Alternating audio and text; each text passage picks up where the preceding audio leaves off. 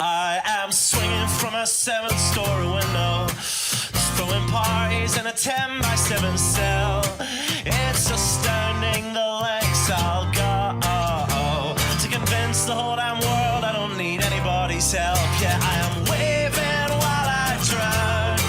Don't bother swimming out to save me, I will only drag you down. I'll try to use your body as a life raft, cause if there's room enough for one, there must be room enough for two. I'll sail the good ship you into the sunset, sipping on savory water till my liver turns blue. Sha-na-na, sha-na-na-na-na-na-na-na-na.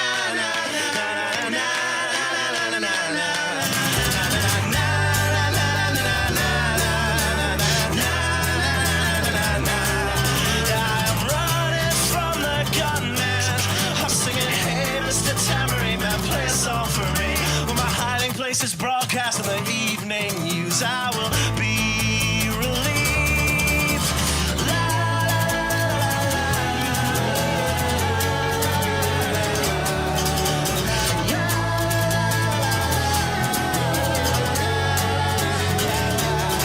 I am waving while I drown.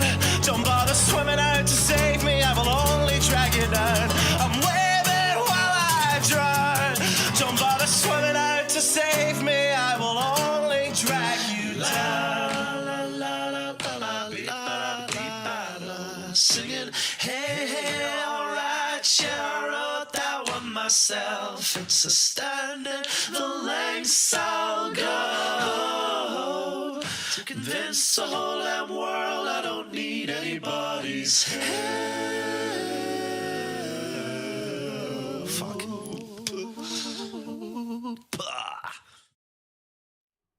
Yes, everybody, it is me, Matt Wright, here live with you on this Thursday evening.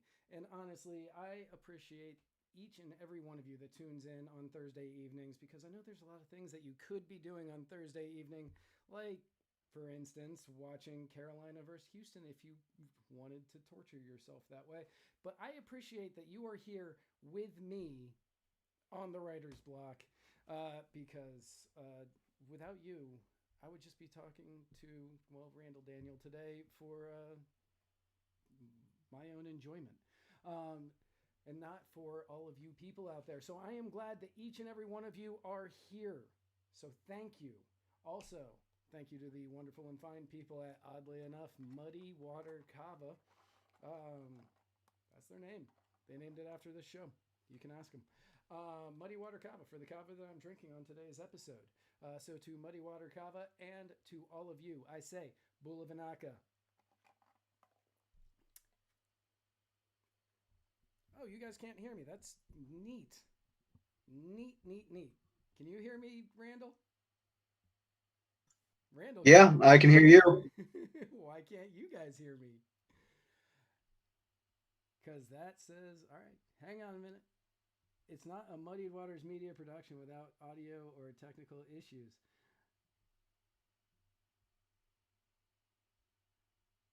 Nope, that says that I'm going out to you. That is good stuff right there.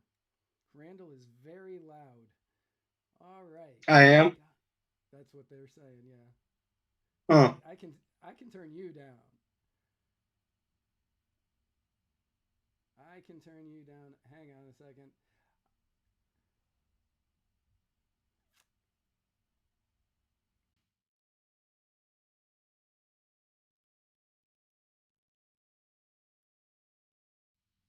Okay, what about now, everybody? Tell me if you can hear me now. I am certain that Randall can hear me a lot better as well.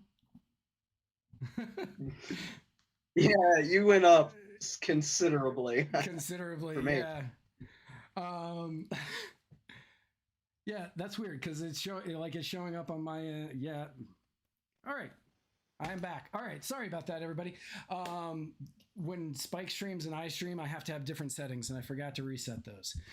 So I apologize. A little better could be louder. All right, we're gonna go louder because we can do that. We have the technology to do that.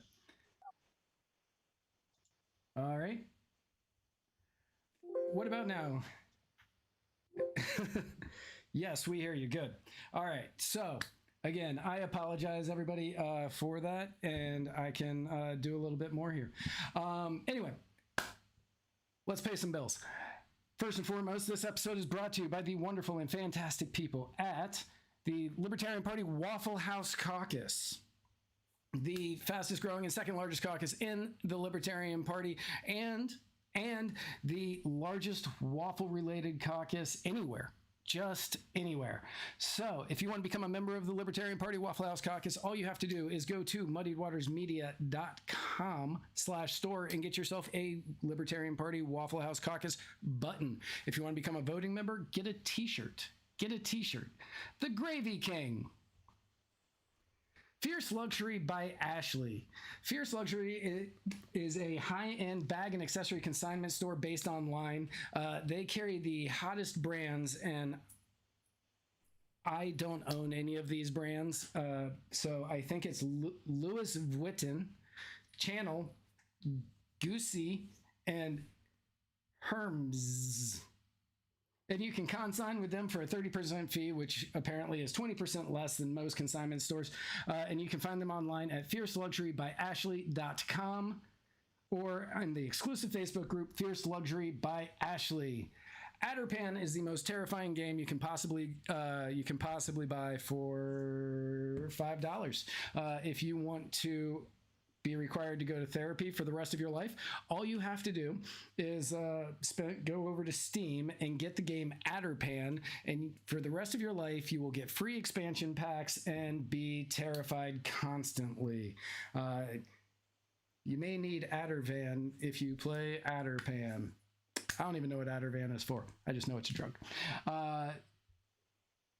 Thomas Queter, he is rolling for state senate in New York, and as he says, I run better than Albany. We didn't say that. He says this. He makes us say these things. He has paid us money to say these things about him.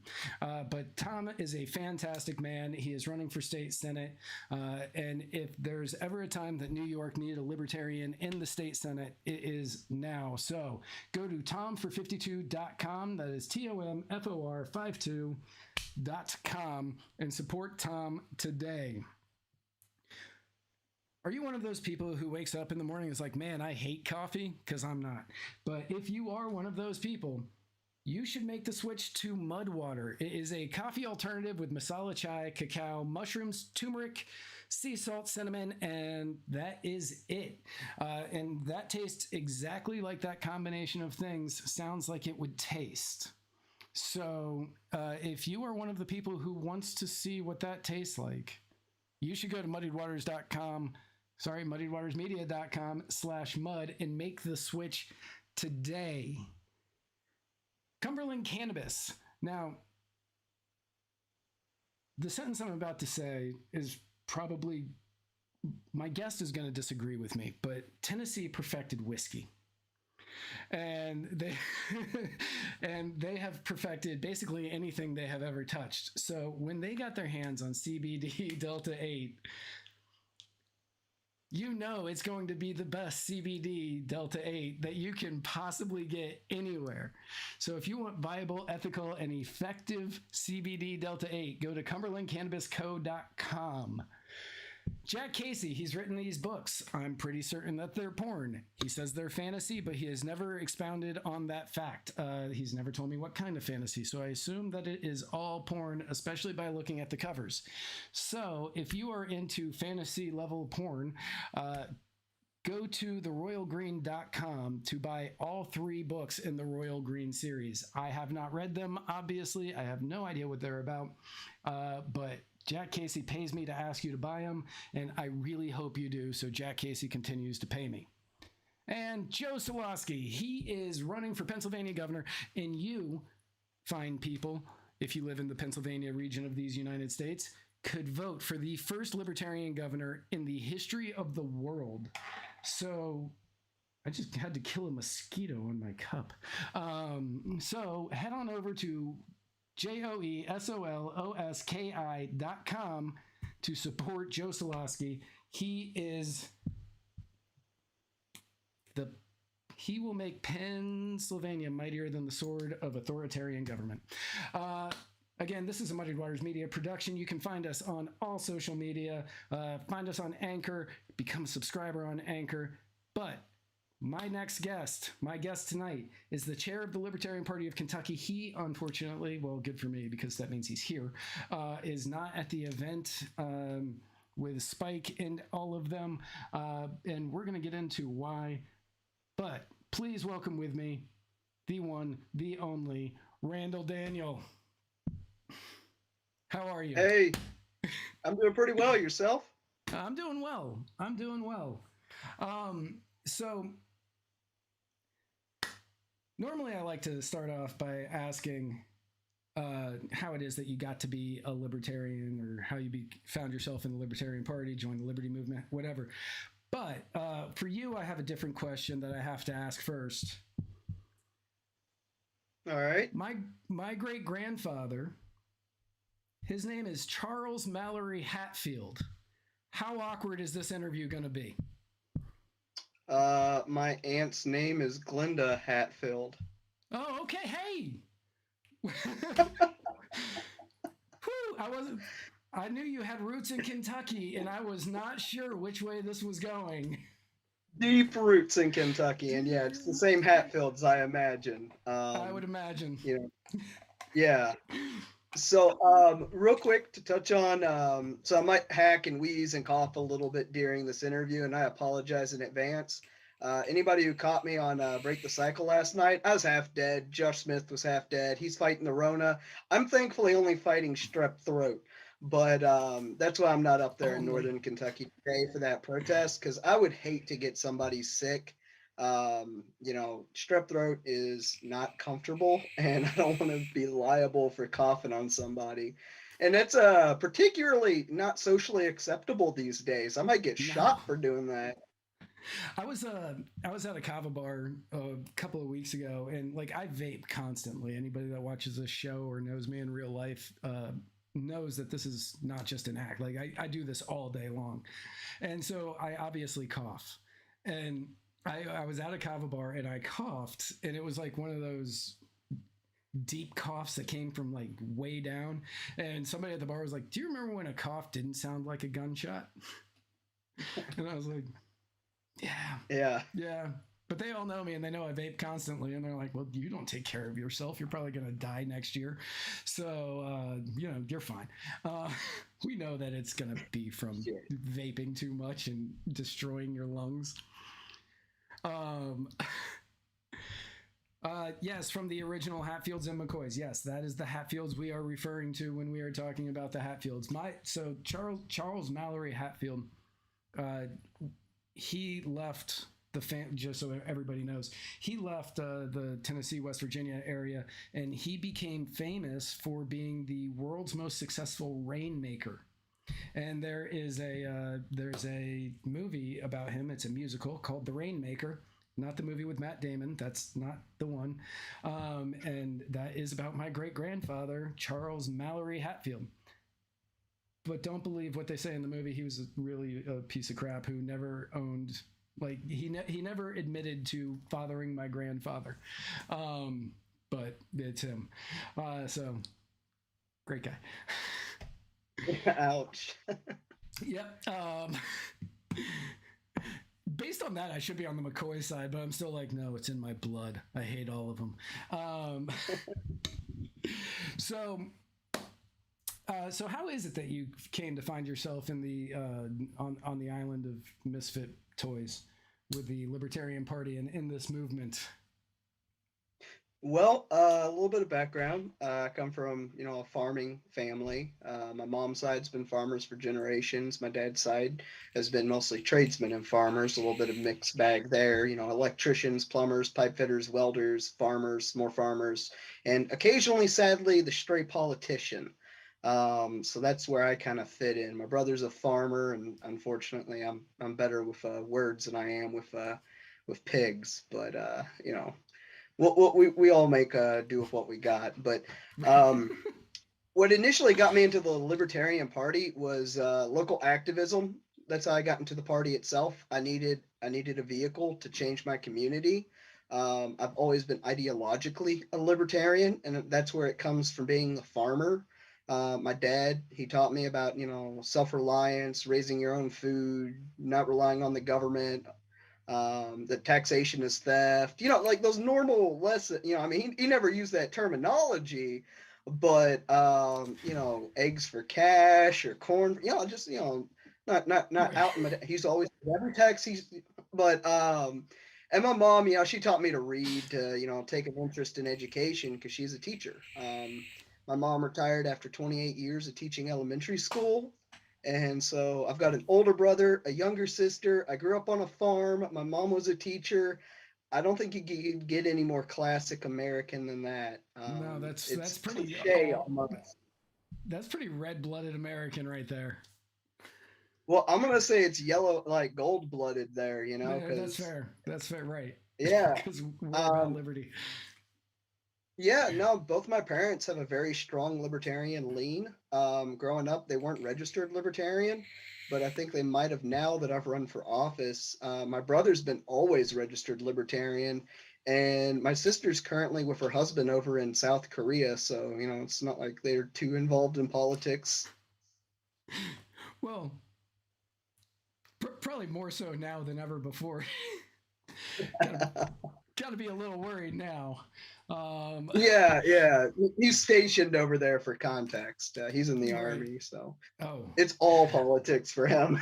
It is all politics for him, yeah.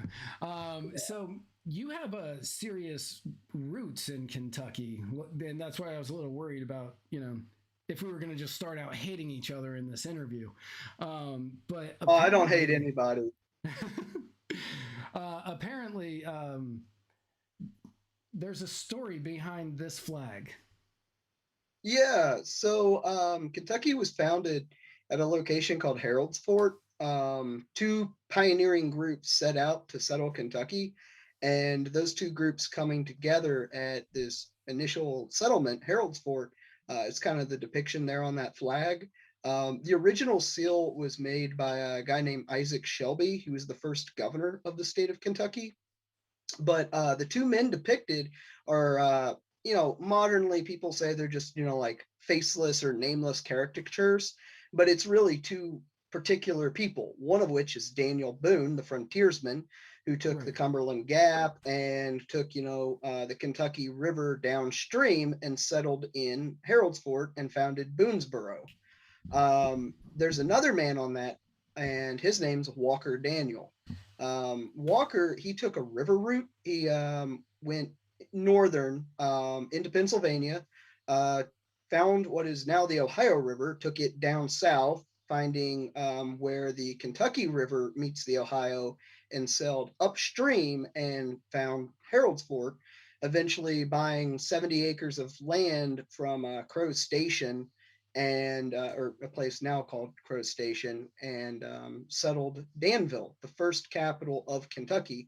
So Walker on that flag is a man who, of my family, and he is the statesman. He is the first attorney general of the county of Kentucky, Virginia, and he wrote the secessionary paper for Kentucky to leave Virginia in 1784, citing hostilities with the locals and a necessity of local governance to be able to negotiate, treaty, and react.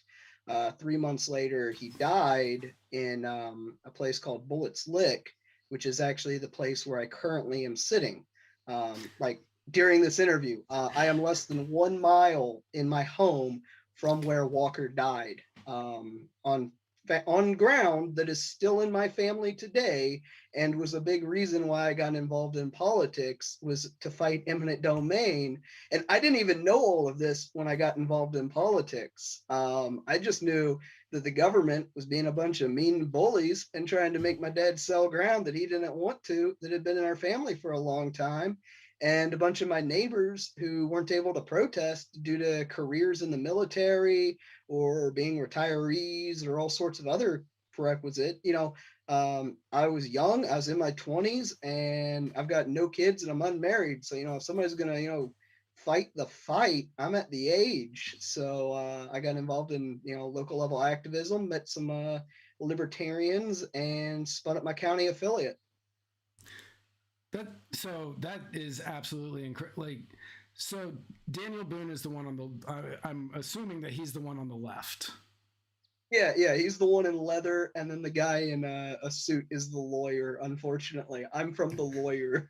you're from the you're from the lawyer's side of everything. Yeah.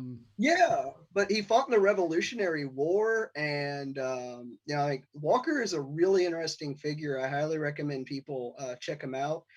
He apprenticed under one of our founding fathers for his. I'd have to look up I got notes on all of this, but he's a pretty exciting guy. No, that is. I mean, that's a lot cooler than my great grandfather was a rainmaker. Well, there's bad in my family too. If you look back, like Supreme Court Justice Peter Vivian Daniel, right. like that's a.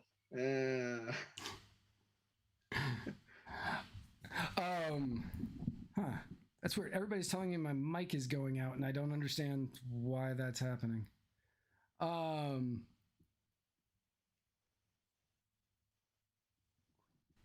Sorry. Hopefully it hangs on for the rest of this episode, and then we can. I'll have to figure that out quickly. Anyway, so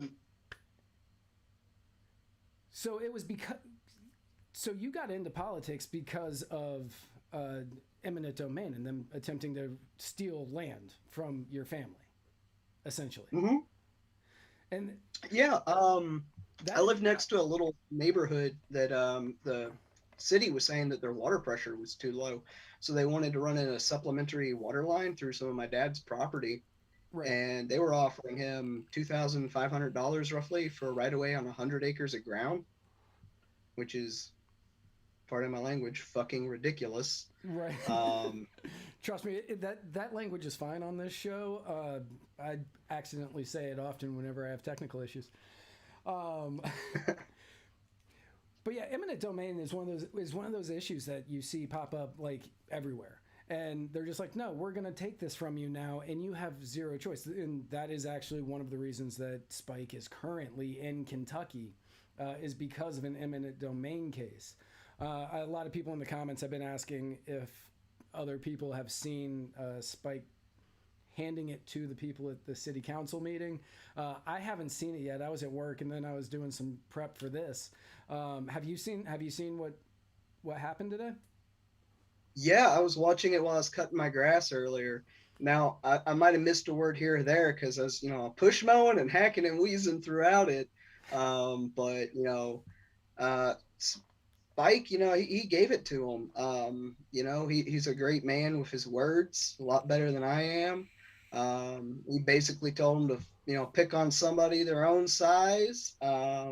Told him that there's alternatives to eminent domain, that if they're really, like, he stressed the political element of it, that this is not going to be beneficial to you all. It's going to cause a world of hurt and pain for your reelection. It's going to cause you guys to be excommunicated from your community. And also then he stressed the humanitarian side. And I think that that's where Spike really excels, is humanizing people and issues and just making everything real and tangible.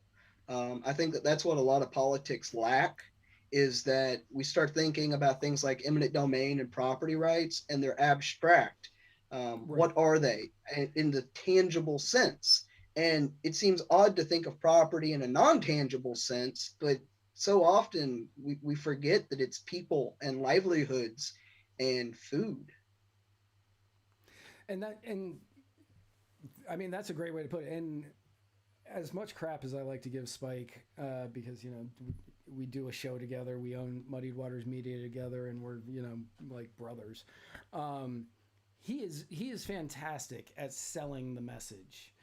He is so good at selling the message because he can attack somebody on their idea while still talking to them like a human being, and selling them on this is what would be good if you didn't do this. And this is a different approach that you could take that would achieve the exact same thing, where you don't need to worry about losing re-election, being hated by everybody in this town for what you are attempting to do. He has that ability to do that seamlessly. He just talks too much sometimes. I'm guilty of that. I'm probably the most long-winded person you'll ever meet, except for Ken Molman. So I've met Ken Molman one or two times, and he was never that long-winded with me. Everybody has said this about him. He's just always like, well, yeah, and he kind of talked to me a little bit, and then he was just like, but I don't know. And I was like, all right, cool. See, you didn't ask him a question. I did. I asked him, because this was, I saw him in Mississippi right before, it was like the last few days that he was the interim chair. And I asked him who he thought was going to win. And he gave me a very political answer that was very short, could have been a fantastic soundbite. And I was like, okay. And then he was just like, yeah, I'm going to go. I was like, all right. Well, all right. So he's notoriously long-winded on the phone, I guess. I mean, he does get a little long-winded whenever you're debating like rules or anything like that at the Kentucky convention. Right. So if anybody wants to hear Ken Molman speak, he's actually chair of our rules committee this year here in Kentucky. So, and they elected me, the blind guy, as secretary. So, yay, I get to take notes. But that's how I started. But yeah, no, Ken on the phone, we once spent 4 hours talking about Star Wars, and neither one of us is much of a Star Wars fan. All right, okay, that's, if you're not, I don't know how you talk about Star Wars for 4 hours if you're not a Star Wars fan. I'm a Star Wars fan, and I can't talk about Star Wars for 4 hours. I have walked out. I've got a lot of gripe with it. I've got a lot of gripe with Star Wars. Like, I like it. I like what it could have been. I don't know. Like, I don't know. It just disappoints me. Okay, so what aspect of this interview is going to change so much? What aspect of Star Wars disappoints you? All right, so, like, we can get, like, here's a quick one, right? Okay. Why do you need two hands on a lightsaber? That's not how you would really, like, all right, so, like, Lucas was not much of a martial artist, right? And, like, he's trying to, like, combine all of these styles. George Lucas wasn't a martial artist? All right. No. You're telling me that George Lucas, the peak of athleticism that George Lucas is, not a martial artist. That's weird. Yeah. So I don't know, like that irks me. The whole like sci-fi or sci-fantasy. All right, so like sci-fi is one genre, right? Right. And then science fantasy is another genre, right? And you know, Star Wars, like I much prefer like Lord of the Rings and true fantasy and things like that, right? Like my first book that ever brought me to libertarianism was The Lord of the Rings, right? Because Tolkien's an anarchist. And I really enjoy all of that. And I look at, I don't know, like, it's just every single bit of Star Wars is awkward. And it's like, it could be so good, right? But it's like all of these, like, why has he got to kiss his sister? So, okay. That happened in the first movie. At the time, they did not know that was what was going to happen. Like, nobody knew that was going to happen. Lucas knew. Lucas did not know. Lucas did not know because when Lawrence Kasdan wrote the second one, that's who directed the second one. I think he wrote it too. When he wrote the second one, Lucas didn't know that Darth Vader was going to be the dad. And he was like, oh, that's a good twist. I really like that. And then they needed a twist for the third movie. And they were like, what are we going to do? And so they're like, oh, let's make Leia, who's never shown any force potential really in these movies, make her the sister. And so at the time when that kiss happened, they did not know that it was a brother-sister thing. I'm certain George would want to take that one back, but unfortunately it's such a pivotal scene that you can't get rid of it. You see how it's all so awkward? Like, it wasn't like he had some good concepts. He had a good like mythos that he could build a world around, but Right. like it all needed a little bit more maturity and development before he like if Lucas would have brought it out like 5 years later after thinking on it a little longer, I think I don't know. I mean, I can't So criticize. He's made a product. The product has sold millions of dollars worth of billions of billions. dollars, right? Billions. But like as a continuity, it is shaky at best. Like if you're looking at like world building and canonical elements of it, like what is currently considered canon in the Star Wars universe? Yeah, that's a good question because I know that the books were when Disney bought it. All of the books and the extended universe stuff was decanonized, like it's no longer considered canon. Yeah. The prequels are canon, which whatever. Even though they don't match, I like the prequels. I was born in the 90s. Um, the prequels don't match up with the original series. Like that's where that's what are metachlorians? Oh my god! Also, so Darth stupid. Maul's lightsaber, while he's a really cool character, that thing's stupid. That thing is stupid. Stupid. They were just like, hey, have you ever done HEMA or fencing or anything? Like that thing is stupid. They just wanted to show off Ray Park's ability to use a bow. Like that was all that was. They were just like, oh look, Ray Park, do your thing. Yeah, like the prequels I wasn't a huge fan of because like the midichlorians are like, oh, they're these tiny little cell-like organisms that are in the universe now, and it's not just, spirits. It's you're actually born with this as opposed to something you can gain. And that was where I had my issue with the prequels. Oh, and also in the original series, Obi-Wan talks about how he met Darth Vader, Anakin Skywalker, when he was a pilot. But then he meets him when he's a tiny little whiny, snot-nosed, terrible acting kid. And I was just like, no, that's not when he meets him. He's supposed to meet him later in life. And yeah. I had my issues with the prequels. That and like everybody knows what it was that started off the original series.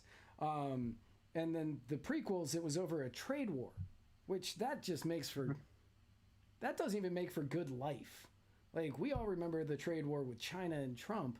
Like that was really boring and ended up costing us money. That did not end in intergalactic war, unfortunately.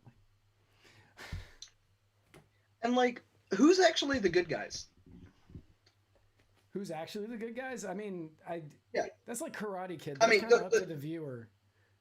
I mean, the Jedi who capture these kids at birth and make them swear all these vows and like basically brainwash them into their religion. And I mean, are they the good guys? Are the Sith the good guys? Are the Hutts the good guys?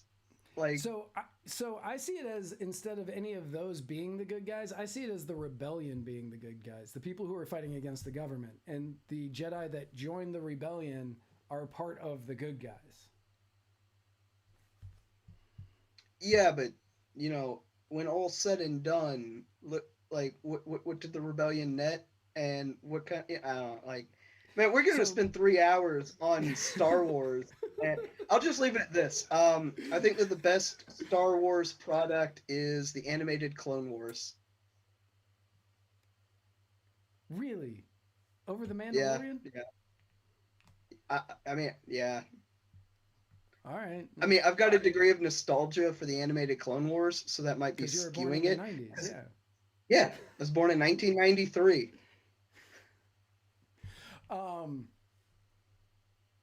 I don't even want to tell you what I was doing in 1993. Okay, so let's switch gears because we literally could talk about Star Wars forever.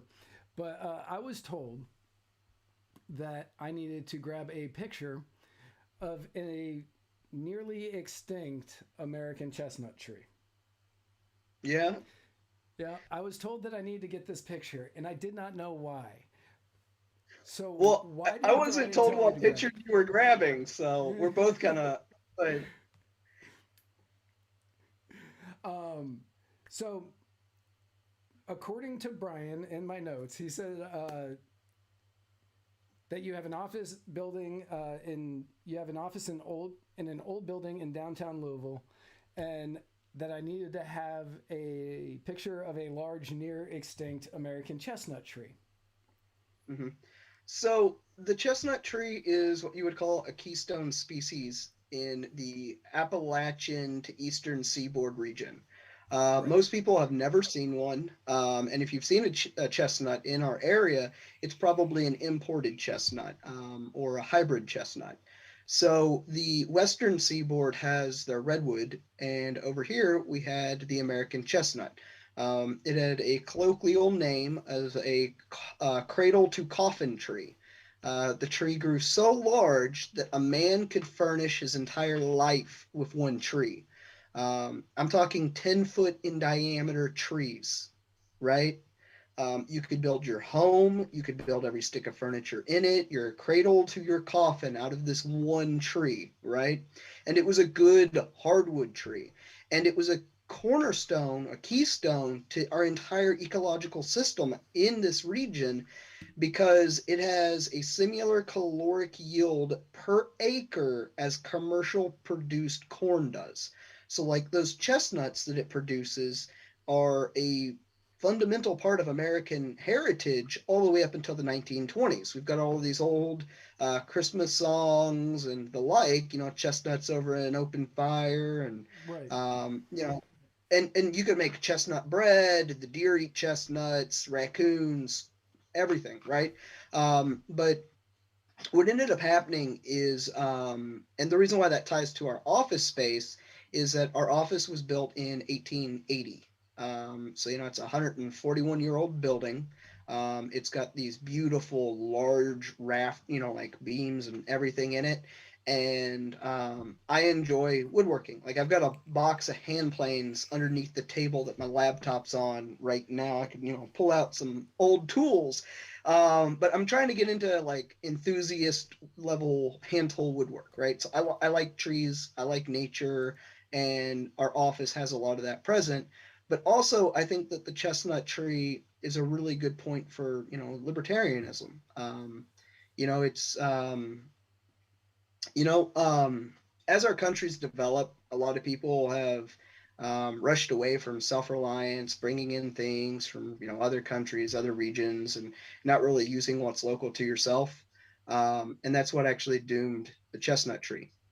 So the chestnut tree was almost completely eradicated over a couple of decades by real estate developers in the 20s, bringing in Chinese chestnuts, and they brought a fungal blight with them, which once it infects a chestnut, what will happen is the chestnut will die from that point up, and it will cause rot and decay and eventually kill the whole tree. Well, a chestnut is in the beech family, which means that blight can actually survive in other beech trees, even if the doesn't kill them. So all of your oaks and beeches will hold that blight. And so the chestnut hasn't been able to really come back in the last 100 years, even after it having died out, because similar trees are able to carry the blight. And so it's just become that blight's just out there, right? But what's holding the chestnut tree back and what we can do as libertarians is that there's currently some research being done into taking a protein from wheat and getting it to make blight resistant chestnuts. And that will allow us to improve our environment around us. I think that, property rights, conservation, and libertarianism, like that's the saving grace of humanity right there, right? Agreed. If we're going to have generations to come, we need to be good stewards of the earth. And I think that, economically, socially, libertarianism is the solution. And I think that, the chestnut tree is one option that we as individuals need to explore, and we as political activists need to keep an eye on. Is that if we can bring that tree back, because it is one of those keystone species, it would do a lot to rejuvenate this entire region. And if you notice some of the poorer regions in our area, there's something missing, right? Some of the counties in Appalachia are some of the poorest, if not the poorest, in all of America. But that's because their entire ecosystem has been disrupted. If they had trees in their yard that gave them plentiful food like for generations, Right. better timber rights, better like the cleaner air, cleaner it's that's why the chestnut tree is important to me. And I could go on for 3 hours about it, just like I could Star Wars. And I'm way more passionate about the chestnut tree. But every time I walk into the Libertarian Party office and I see the woodwork in there, it inspires me. It makes me want to make a better tomorrow because of the chestnut tree and the promise that that tree holds for the generations to come after me.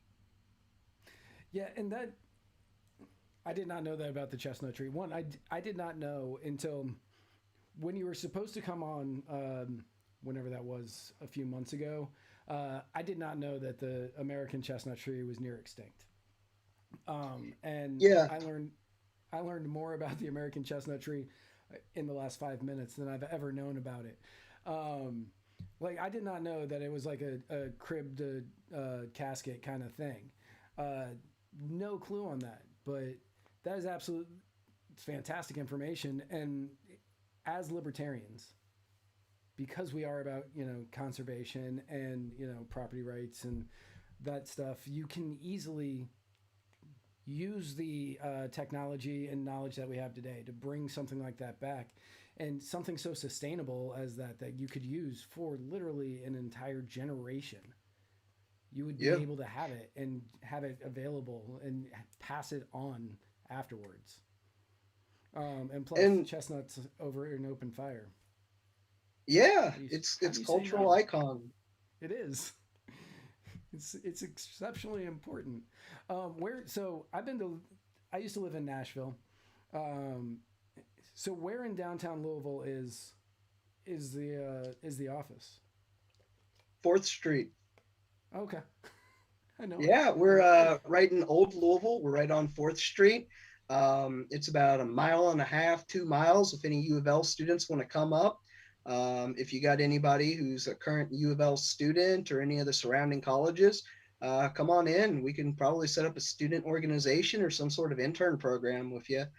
We've got a student org over at UK. All we need is a couple of students and a professor, and we can get you spun up. But our office is right there downtown, for the older crowd, 21 and up. 4th Street, that's where a lot of bars are. We got a Yes, there local are. libertarian who has a Cuban cigar bar within walking distance of our office. And, there's a lot of nightlife in that area. So, you can do some good politics and then have a bourbon after. Yes, you can. Um, Whatever you do, don't go into one of those bars and order a Jack Daniels. They look at you funny. Um, I used to do that. I'd drive up from Nashville, and we go see concerts in Louisville all the time, and which is weird because we were in Nashville. But we would go to Louisville to catch concerts that weren't like touring down to Nashville, and we'd end up grabbing a hotel, and then we'd go out afterwards, and we would go in and we would order. All of us would order Jack Daniels, and the bartender would just stare at us a little bit like, all of you? And like, we're from Nashville. And he's like, oh, you're them. Like, yeah. Yeah. Yeah. You charcoal filter and people, you. Yeah. It's, I don't drink I'm 7 years sober now. But yeah, Jack Daniels was like, that was my drink for years. It was my drink. Yeah. And it started when I was in Nashville because it was just everywhere. And that was what is it, the mother's milk, like that was what we would go with. That's manna from heaven, was our Jack Daniels. And I drank so much of that stuff that it ended up causing me to have to quit drinking. Yeah, well, as long as you're not drinking Jim Beam, I'm happy. I have a Yeah. personal vendetta against them. Yeah, not drinking Jim Beam, no, too sweet. Yeah, no, it's if I may, real quickly, that Yeah, please. pipeline and a lot of that, local level activism that initially got me into the Libertarian Party proper, and eventually persuaded me to run as a candidate. I ran for state house. I got 20% in a two-way race as a Libertarian for state house last year, so I hold Nice. my state's record as a third-party candidate for that level of office. We also had some Libertarians run for state senate, do even better than that last year too. But I digress. My point being is that one of the bigger industries that abuse eminent domain here in Kentucky is the bourbon industry. That's In my not own surprising. community, yeah, in my own community, the biggest culprit is Jim Beam. They fund politicians. They work hand in hand with the utility companies. They abuse the local residents, and they abuse our Constitution through eminent domain. That yeah, and that's not surprising because you'll see that a lot where it's supposed to be for the good of the community, and major corporations, Jim Beam being one of them, they will go to the local politicians and say, "Hey, we need this, and it's for the good of the community because this will create jobs, or this will we'll be able to build more event spaces for people, or whatever." And politicians are like, "Thank you for your donation, and yes, we will vote for your eminent domain." There was the case in Connecticut. I don't remember the name of the town off the top of my head, where Pfizer went in and they said, we want to take over this warehouse, but we want to build out sort of like a boardwalk area. We want to build a boardwalk area, but we would have to take over this neighborhood in order to do it. And Mhm. the town council, the city council there said, okay, we're going to vote yes. And people fought it, and they ended up getting shot down. And the people were forced from their homes. And then Pfizer never finished the project. So those people were Yeah, just forced out of their homes. And you see that with major corporations so much. Um, I'm a huge sports fan. I love baseball. I love football. I love college basketball. But uh, I'm not even going to tell you who I root for because I have a feeling that we wouldn't get along there. oh, I'm not a sports ball fan at all. Cool. Um, but but you're from like most people from Kentucky who are sports ball fans don't like my teams at all, any of them. Duke. Uh, yep, that's the one. Uh, Yeah. I mean, I'm indifferent to sports really. I'm more of a gamer. Like you can see behind me that, like that looming glare above my head, that's just a collection of Wii games. is it Beneath really? that, there's like yeah, like behind like all right, so Nintendo is the shelf directly behind me, Okay. and as you go down the shelf, they get older. So Oh, like so cool. down in this area, it's like NES, Super Nintendo, things like that. I got a couple Sega Genesis behind me. I've got PlayStation over, those are three Yeah. Okay. PS1s, and then you got some PS2s up here, PS3 games, several shelves of PS2, then PS1 there. These are actually Yu-Gi-Oh and Magic cards because that's what I do for a living is gaming, buy, sell, trade, playing tournaments, that sort of thing. That's Gotcha. been my bread and butter since I was 16. That's good on you. Like I wish I could have figured out something like that at the age of 16. Instead, I was like, I want to be a writer, and you don't make a lot of money writing novels unless you're Stephen King. Um, but no, that in the last video game that I've owned was Tony Hawk One. Yeah, Yeah, that it's was the over last one. though. Yeah, that was the last one I owned, and like I haven't really played video games since that disc broke. Um, I was just like, I would stay up all night long playing Tony Hawk, and I was like, this might be a problem. So after that game broke, I just stopped playing. Um, the drugs and the So alcohol was don't fine, but mail you a the copy. no, don't. Well, I don't have a PlayStation anymore. So I don't have a video game system anymore. You would annoy my girlfriend so much because I would be up at 4 a.m. just doing that the warehouse level in Pro Skater 1 just over and over again, getting so Well, let me mad. ask you. where do you stand on IP, right? So intellectual property, because you're a writer, right? I But am a writer. where do you stand on like game emulators? So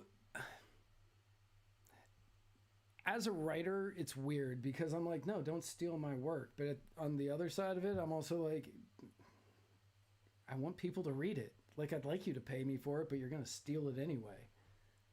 Like, you're going to figure out a way if you want to read it. And honestly, if you're trying to steal my work, I'm kind of honored. Yeah. But like, I'm like, good for you. Like, all right, good. Um, like, I don't believe in intellectual property as a whole, and I definitely don't believe in it in a lot of different ways. Selfishly, yes, because if I write something, I want to be paid for it, Hmm. which is so. Like, I kind of go back and forth, but pretty much as an all-encompassing. I think once it's out there in the world, like it's out there in the world, and there's not much else you can do with it. Yeah. Well, in that case, you can put that Tony Hawk game on your phone. It's an iPhone. Is that Yeah, you can jailbreak it. okay? Cool. Gonna have to talk to you afterwards. So you were so you were elected to the chair. You worked your way up from secretary, and you're now the chair of the Libertarian Party of Kentucky. Back in March, correct? Yeah, so I'm currently secretary of the Rules Committee, and it's a subcommittee, so like there's no mutual exclusivities there. And then I'm the chair of LPKY as its whole. So prior to that, I was the vice chair. Prior to that, I was the District 2 chair. Prior to that, I was the District 2 vice chair.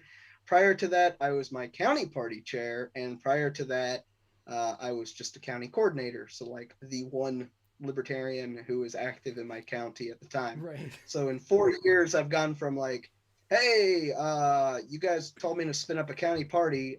Here's a county party. And they're like, wow, we now have one. Yeah. Yeah. Yeah. So my county party is the oldest county party affiliate that's, still up. We've had some spin up before and come back and fold. And, the Warren County Party is the second oldest currently, and it had existed prior. So, like in the 50 years, it's got Bullet beat. But Bullet, by its current legal filing, is the oldest. So I've got some pride in that. I need to give it a little more focus than I do these days because I get spread up to the state level. But basically, what it was is I've got a local problem. I needed friends, I needed activists, I needed allies, and I needed a pathway in the political process to get this issue heard. And the Libertarian Party, for all of its faults, gave me a pathway. It gave me the ability to talk about liberty and limited government and just real world tangibility, how these issues affect people.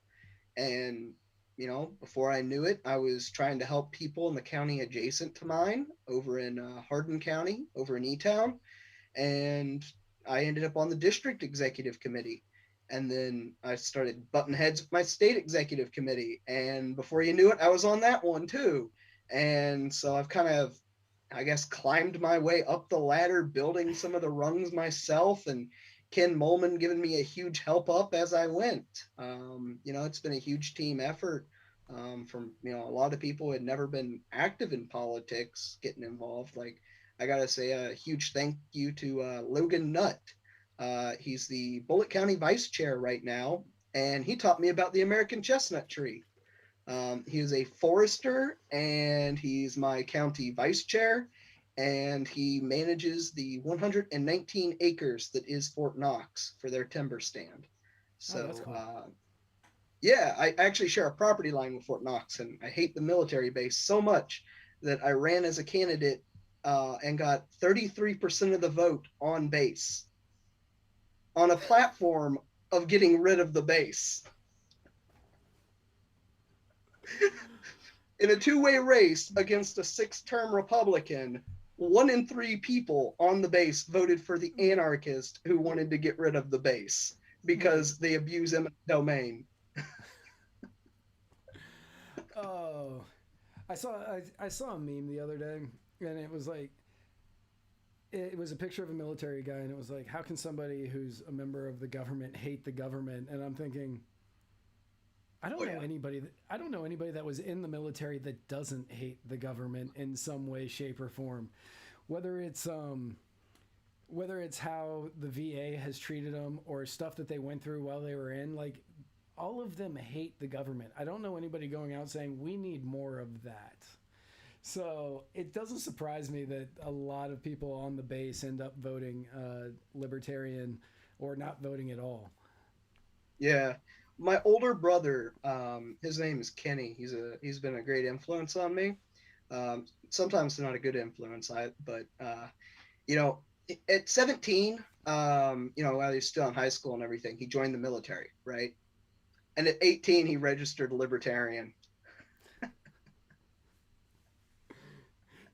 Yeah, I joined the military when I was 17, like a fresh 17. I was the youngest person in my basic training by a wide margin.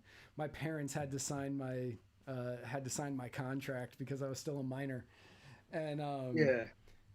and by the time I got through basic training and was in AIT, I hated the government. And I was like, we need to end all of this.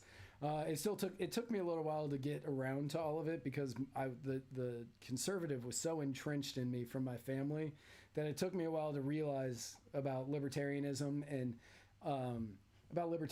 about fighting for freedom and what freedom really meant, because it wasn't the Republicans' vision of it, which I had always thought Republicans care about freedom, Democrats don't. It wasn't until later in life that I realized, no, neither of them care about freedom.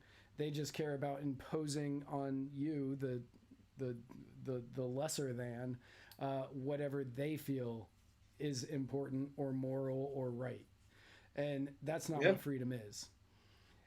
So once I finally came around to it, that was when I really started to blossom politically and figure out what it was that I cared about and the people that I wanted to support and the causes and the actions that I wanted to support. And in doing so, I started getting active in my local and county here, and my local and county affiliates here, and my state affiliate here. And then that was when Florida was trying to ban kratom, which, if you don't know, I don't know if you have kava bars and kratom bars in Kentucky. By the look up, we call them head shops. It's different, but yeah, you know. I mean, same concept, kind of. yeah.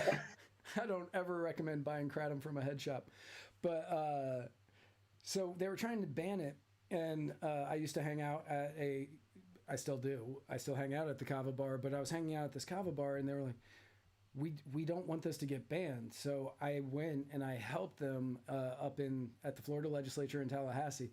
And I talked about the good that kratom does, talked about the good that it had done for me, and that, you know, I'm like, this is a plant.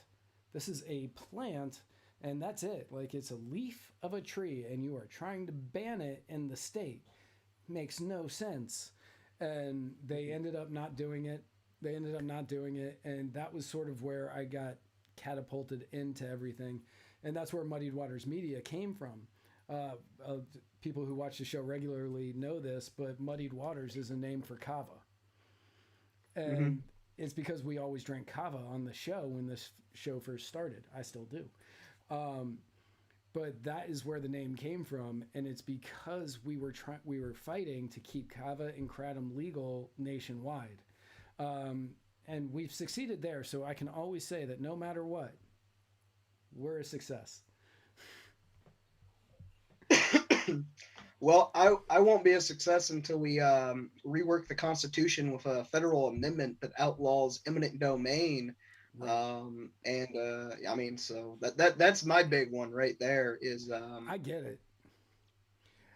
Like since then, since the inception of Muddied Waters Media, like the goals have shifted, but that was it at the beginning. That was the catalyst that started everything.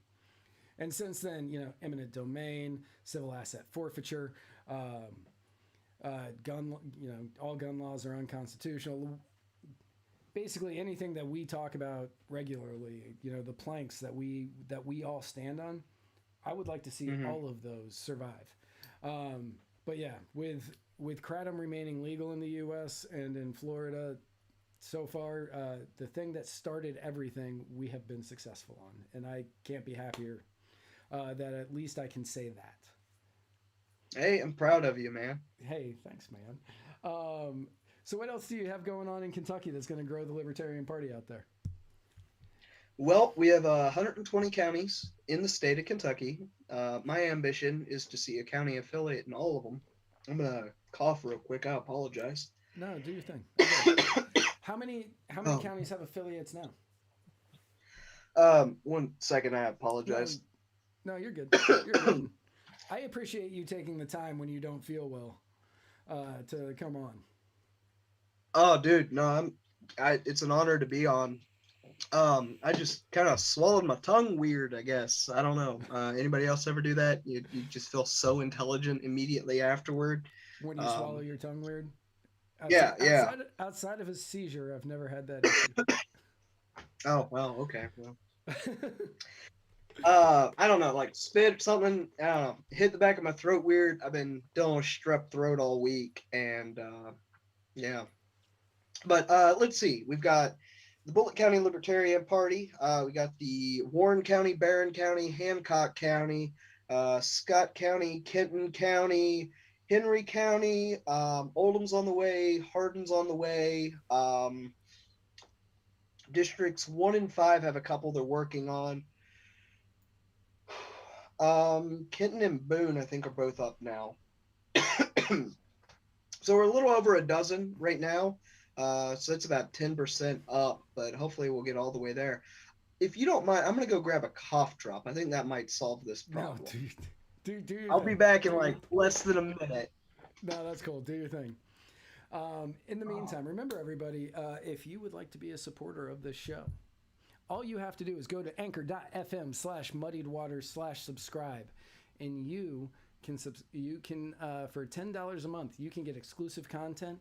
You can get a discount at the Muddied Waters Media store, and you will get an opportunity to get on a Zoom call with me, Jason Lyon, Spike Cohen, once a month that we will broadcast live. So it is definitely worth the $10 a month that you would be spending on it.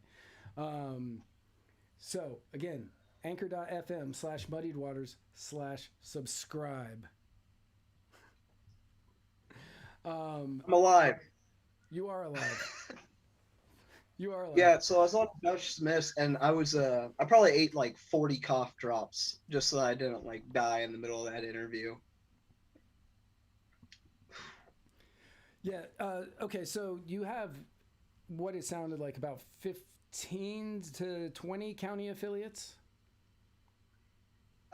Yeah, we're probably close to 15. I've got them, wrote down. I got a map, and I stick pins in them as I feel, success. And but what's really important isn't the number that we have currently affiliated, but take for example the 2nd Congressional District, right? So that's my home district. Current Congressman is Brett Guthrie, right?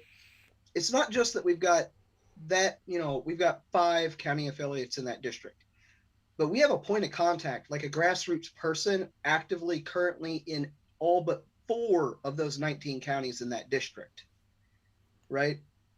So, 15 out of 120 sounds like we're pretty far from the goal of having all 120. But we've got a point of contact, a county coordinator, in almost every single one of those in D2. And as our, other counties and other districts get more and more built up over the next 2 years, having LPKY fully spun up in the next 2 years, it's on the roadmap. It's possible. And it's not just, we got a social club. It's candidates. Like my county ran a full slate in 2020. Every county resident had a Libertarian on their ballot at every level. That's amazing. That's actually a massive accomplishment, because Pinellas County, where I live here, Pinellas County, I think that we have had that 2 or 3 times since its inception. Yeah. And Wow. that's not a lot. We spun up that county affiliate less than 2 years prior to having that. And thankfully, it was a smaller election year, not as many offices. In 22, we've got so many offices. We'd have to run like 30, 40, 50 candidates to fill them all in my county. Part of that's because each municipality has 6 city council seats, and we have 5 municipalities in the county. So that's a lot of, but it just felt really good to be on the ballot as a candidate and to have more libertarians surrounding me, not only when I'm going to events, but also when I myself, as a voter, went to the ballot box and saw that I like, for the first time in my life, I had a ballot that I could cast that I was comfortable with at all levels. Yeah, I get that. Yeah, there's been numerous times that I've gone and, I've only checked like 3 boxes. Like when I voted in 2020, when I voted in 2020 and 2018, and when I voted in 2020, I checked the box for president. I voted no on a couple of judges because I was just like, I just don't want them in anymore. I didn't even know who was running against them, but I knew those judges, and I was like, I hate those judges, so I'm voting no for them to be reelected. I voted for 2 city council members, and it's a nonpartisan race, and those people aren't technically libertarians, but I knew enough of their views where I thought they're libertarian enough that I can feel comfortable voting for them. But same thing in 2018. I voted. I don't even think we had a libertarian running for governor that year here in Florida. And I don't think we've had one since Adrian Wiley ran back in 2014. I think he was the last libertarian governor that we had running. And in 2018, I sucked it up and I voted for DeSantis just because I really didn't like the other guy. So I did a defensive vote. But the rest of the ballot I kind of left blank except for judges again, where I was just like, nope. Like I basically go to vote against judges and against constitutional amendments. Yeah. Well, but man, we definitely need better elections, don't we? We need better elections. And a lot of that comes from getting better media and getting more money and getting more exposure, because that's one of the issues that we have is we don't have enough exposure, and you can't get more exposure without money, unfortunately, in the way that this system is set up. I don't know. To me, what's really worked well is just go out and talk to your neighbors. Yeah, door to door. Like as a human being, like when you go to Kroger and you're talking to the teenager or whomever that's checking out your groceries, just have a conversation with them, introduce yourself. I don't know, like it annoys the hell out of my girlfriend sometimes. She's actually my county party secretary, but so she's a libertarian and she helps out a lot with the party and all of that, and she keeps me going, which is really sweet of her. But she tolerates me when every chance I get, I'm talking to somebody in my community about libertarianism. It doesn't matter who or for how long or for what. And it's, I was the state party vice chair when I ran as a candidate, but I was also assisting on several other up ticket campaigns. In fact, there were 3 campaigns up ticket from me. And during 2020, I had a hand on all 3 campaigns. So I really didn't get to give the focus to my own campaign like I should have. A lot of people said, yeah, State House, it's a pretty lofty ambition. Our party's not likely to win. I could have won it. Like, seriously. I got 20% on a $0 campaign that I kind of ran because I didn't have a candidate to run. So I threw my name on there and it's just name recognition. Like, 4 years of going to city council meetings, talking to my neighbors, talking with my community, got me nearly 4,000 votes. For context, Joe Jorgensen got 26,000 statewide in Kentucky. Right. So having some big name recognition will help you some. It will apparently get you 26,000. But Brad Barron, campaign I worked with a lot, he got, over Yeah. 80,000, closer to 90. Um, you know, we have not even hit our stride yet as libertarians. And No. I think that having grassroots connections is where it's at. I agree. Like I've always said, that going door to door is the best campaigning you can do. Getting out there and actually meeting the people in the community.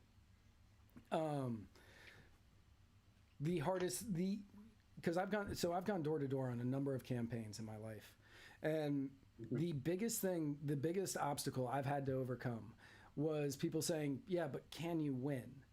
And I'm always and the answer I always say is yes. If everybody who doesn't like these two options votes third party, we win, and then you don't have to worry about you don't have to question it ever again. Mm-hmm. And they're like, yeah, but you never get on media.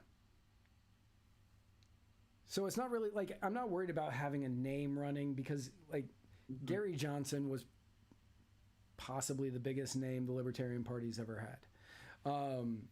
Possibly the biggest name that the Libertarian Party's ever had. And he couldn't break 5%. That wasn't because he wasn't a name. That was because the only media that he really had was when they brought him on and asked him the Aleppo question. Everything other than that, you never saw him on anything. The fake heart attack too. Like you saw that, and then you saw the Aleppo question and nothing else. So if you didn't actively seek him out, you would have not known anything else about him. But you're not going to get that without paying for advertising. Yeah. Well, at the local level, in the locals it's different. I've been dealing with national news for so long, I kind of forgot about this part. But yeah, in the locals it's different. If you go door to door in many city councils or town councils or whatever, they're nonpartisan races, you can win. You can absolutely win going door to door, and that's where you're going to have the opportunity to show that libertarianism works. And then from there, you can move up to your state houses, state legislatures, state senates, whatever, and move your way up there. And after you show people that it works on a local level, and then it works on a state level, that's when you're going to start winning federally. Yeah, we need to grow our own breed of career politician. Right. We need to grow our own breed of career politician, or at least, show that libertarianism works here so other libertarians can get in at higher levels. Because the people who are focused on the city levels, they know their city politics exceptionally well. The people who are focused on the state, they know the state really well. And when you're looking at national, those people have like just that wide net of so many different things. It's like the doctorate thing where it's like people graduate from college with this much knowledge, and then you get your master's and you focus in on this much, and then you get your doctorate and it's like a pinhole, but you've got your doctorate in something so small. It's sort of like that, except the opposite, where when you're just focused on the city, you know that city, and you know the politics happening in that city, and you know what that city needs. Where when you're focused on the state, you have a slightly bigger viewpoint in order to make sure that you know what's going on throughout the entire thing. And then nationally, you have to know what's going on everywhere. So it really is just all about, like, I wouldn't say that we need a career politician, but you need to show that it works locally in order to get other libertarians in who are more focused at those levels in office. Yeah, and I guess one instance of it is how many people who join the LP start off by saying, hey, I'm going to run for president, or I'm going to run for LNC, or I'm going to run for, spin up your county party. Right. Run for dog catcher. Like, yeah, run for local. Run for local anything. Spike had a tweet not too long ago, and he goes, somebody joins the Libertarian Party, decides they're going to run, gets $5,000 and decides they're going to run for Senate. Like, you're not going to win. It's just not going to happen. Run for city council. Run for town council. run for tax collector. I don't like run locally and show that it works there, because that is how you're going to convince people that it's going to work on higher levels. Yeah. Yep. Yep. So we are pretty much out of time. We're actually a little bit over what time I normally go till. And I apologize. Oh no, you're fine. I was enjoying talking to you. My girlfriend is passive aggressively like blowing the food she's making under the door, and I can smell it, and I'm like, oh, I guess it's time. So pitch me on everything. Where can people go to help out the LPKY? Where can they go to help out the different county affiliates? Any events that you guys got going on? Let me know. Let everybody know how they can help out the Libertarian Party of Kentucky. Well, the easiest way to get in contact with us is lpky.org/signup. You can get on there. You can sign up. We'll get your information. The National Party will get it too, because the whole joint CRM project. You can make a donation to LPKY there. And, after you get signed up with us, or if you make a donation or both, we'll be reaching out to you. If we don't, please reach out to us. Pester us. If you want to get involved, don't let you fall through the cracks, right? We're volunteers. And if nobody calls you in a week, sign up again, call me. My phone number is 502-601-1973. That's my personal phone number. Give me a call. You can send me an email. See, is that not good? Like, don't give out your personal phone. I'm happy to, talk to anybody anytime about libertarianism, right? I will say you can that find is me a on. first for me. Really? Yeah, See, I did that 100% last night first. on Break the Cycle too, and Josh was like, "You're a madman," and I'm Yeah. like, "Worst case scenario, somebody calls me and it's like, hey, I saw you on Muddy Waters. Here's a penis photo," and I'm like, "Okay, so you want to get involved locally? Just don't send that photo around." Are you going to get involved locally? Because now technically I own this photo. I don't know who you are. You better not run for Congress. Come on, Anthony. Yeah, no, we know what this is. You are really reaching here. Bill Clinton, please stop. Yeah, no, lpky.org. Sign up or donate, either one. Call me, text me, whatever. You can find us on Twitter. We're quickly growing on there as an LP affiliate.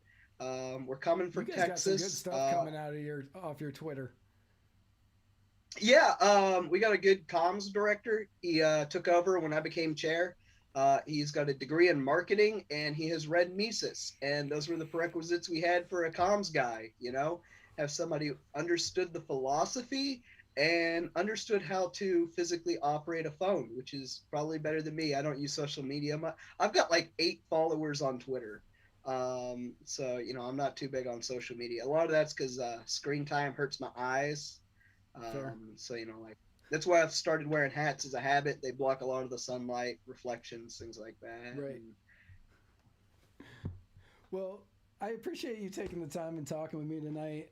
Everybody, lpky.org/signup. And you can help out the Libertarian Party of Kentucky, and they are doing great work out there. They're doing fantastic work out there, and it is always a pleasure to get somebody from Kentucky on, because I love Kentucky and I want to live there one day. If you guys get rid of the state income tax, I would seriously consider it. Yeah, just don't pay it. Fair.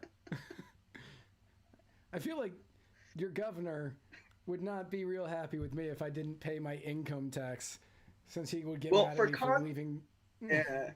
Well, for context, I'm the guy who filed for impeachment of our governor this year, and our last governor told me that if I didn't like eminent domain, I should get the hell out of the country. Told me that to my face.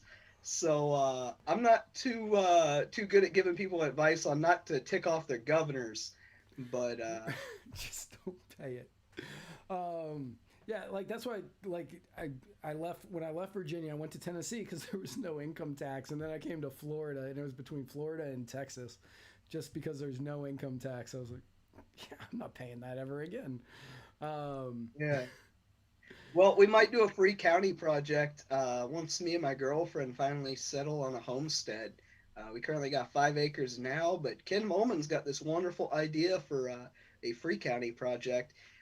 I'm trying to force him to name it Molman County. He doesn't want the notoriety, but I'm going to do it without his consent because that's what we do in the LP. We've voluntold people.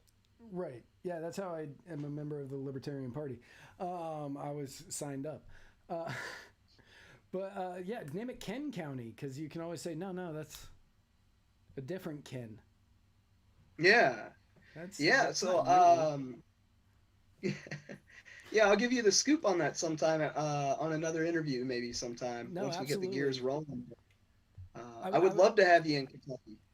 I would love to. Like, I love Kentucky. Kentucky is one of the most beautiful states I've ever been in, and I've been in almost all of them. When I was living in Tennessee, I liked going to Kentucky. Like, people were like, "Hey, let's go for whatever," and I'd be like, "Yeah, we're going to Kentucky." So, I would go to Elizabethtown, or E-Town as you call it. I would go to Elizabethtown. There's nothing there, and I loved it. I loved Elizabethtown. Hey, there's a Roll King. That's like the coolest. Like,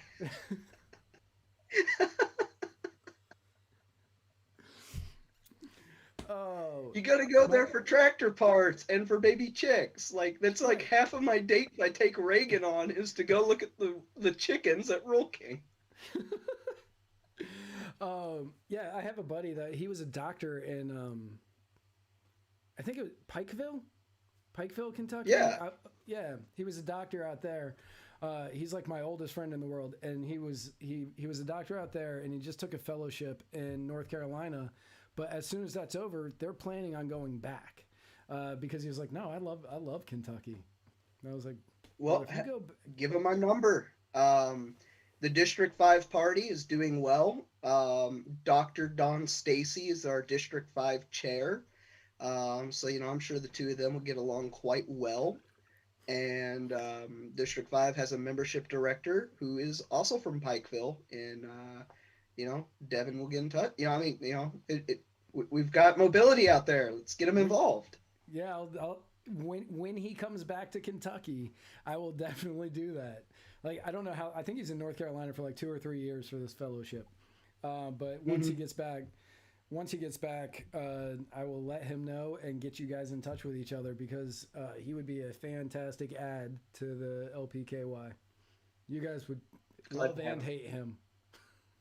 You would love and hate him. Well, thank you so much. I appreciate you coming on. I would love to have you on again, especially talk about the Free County project whenever you guys get that rolling, and anytime you guys have anything going on in Kentucky. Obviously, you have the support of all of Muddied Waters Media. So if you guys need anything, please don't hesitate to reach out because you have our backs or we have your backs, and I'm certain you guys have ours. I don't know. Yeah. Gotta say it at least. We have your back. Right. Spike has done so much for us out here in Kentucky, particularly today. If you, him, your families, your friends, anybody ever need anything, we're kin, right? We're both descendants of Hatfields. Yeah, we're descendants of Hatfields. We're very distant cousins. Yeah. By marriage, though, but yeah. Whatever. Well, because my aunt, she married in. No blood. Okay. But... Yeah, I mean, you just said your aunt, so I was like, oh, yeah. It could be your mom's sister. No, it's my dad's brother's wife. There you go. When you're like, she married in on. Oh, okay, gotcha. That's different. Yeah. But yeah, no, I mean, yeah, we're sort of related in a way by marriage, but I'm not going to hold that against you because you're a good guy. But no, thank you so much. I appreciate it.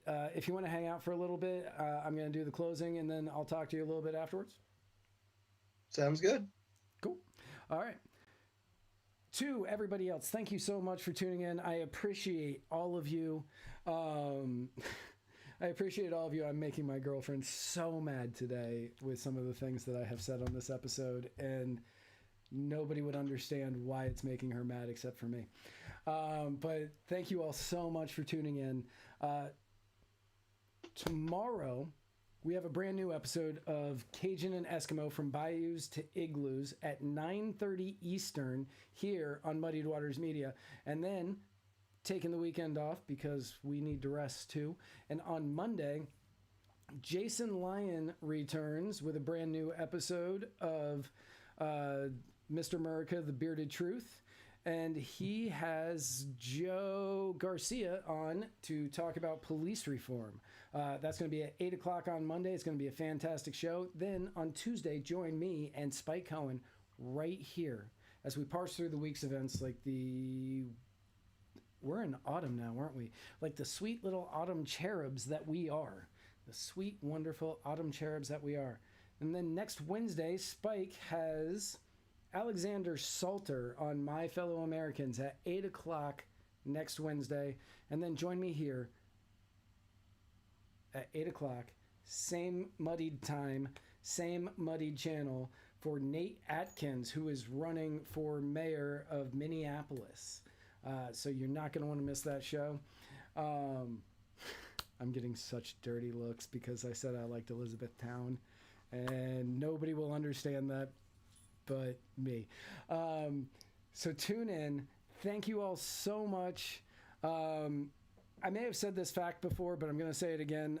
Your fun fact of the week: Mountain Dew was initially created, I believe, in Kentucky to be a mixer for whiskey and bourbon and moonshine. That was what it was originally created for. So have a great weekend. I will see you all soon. And until next time, remember, you are perfect just the way you are.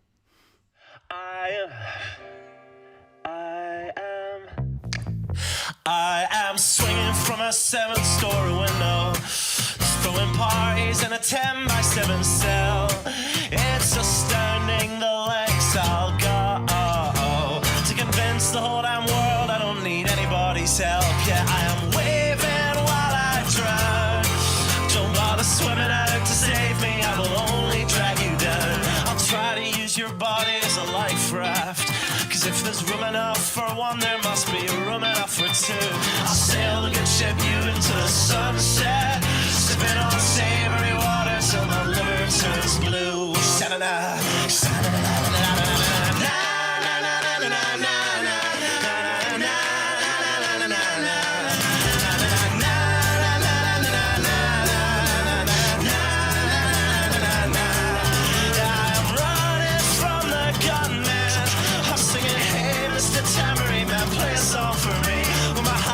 Is broadcast in the evening news. I will be relieved.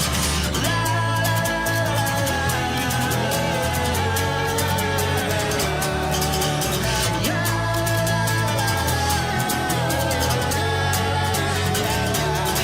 I am waving while I drown.